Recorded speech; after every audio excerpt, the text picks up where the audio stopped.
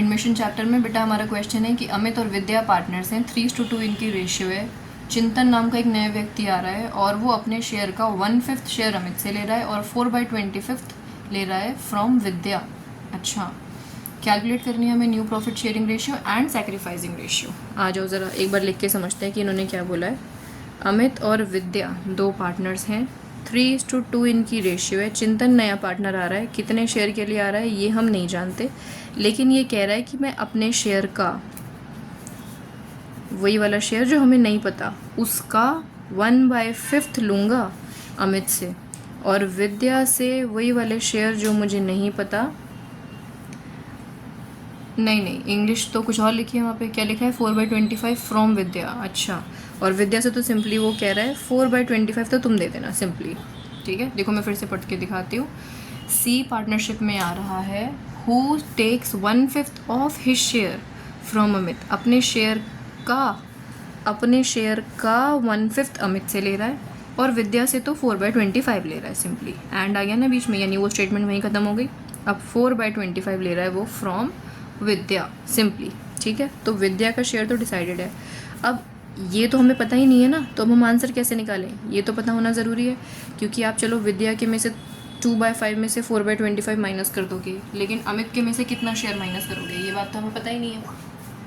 तो अब इसको निकालने का एक बहुत ही आसान सा तरीका है। आप देखो, आप ये देखो, इन दोनों का सम तो वही है ना टोटल जो यहाँ आएगा, ये तो बात है।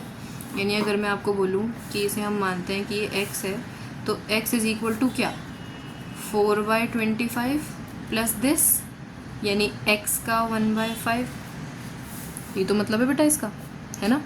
तो अब आप इसे सॉल्व करो, देखो x is equal to 4/25 plus x/5, x minus x upon में 5 इज़ इक्वल टू 4/25, और ये आ गया 4x अपॉन में 5 इज़ इक्वल टू 4/25।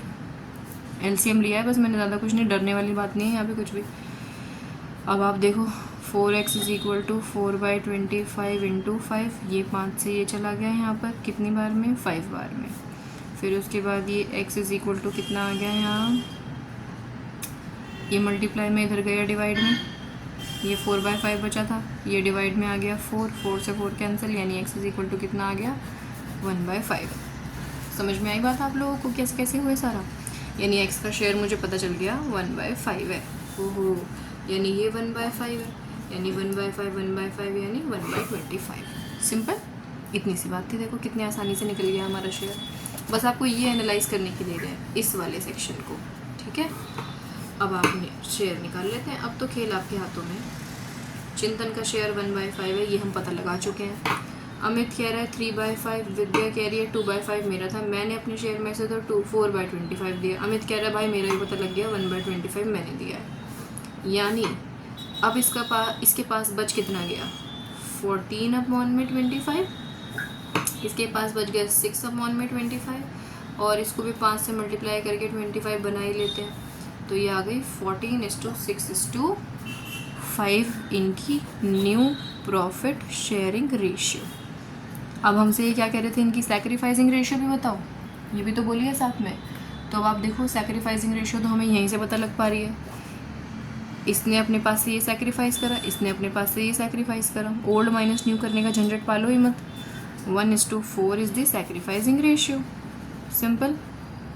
ठीक है, अगर आपको फिर भी लग रहा है कि मैम थोड़ा सा भी डर है इस बात का कि मेरे से तो नहीं हो पाएगा, ये मैं भूल जाऊंगा कि कैसे कब सैक्रिफाइसिंग एनालाइज करना होता है, तो आप बिल्कुल इस बात से परेशान मत हो। आप सिंपली एक तरीका याद रखो, ओल्ड माइनस न्यू करना।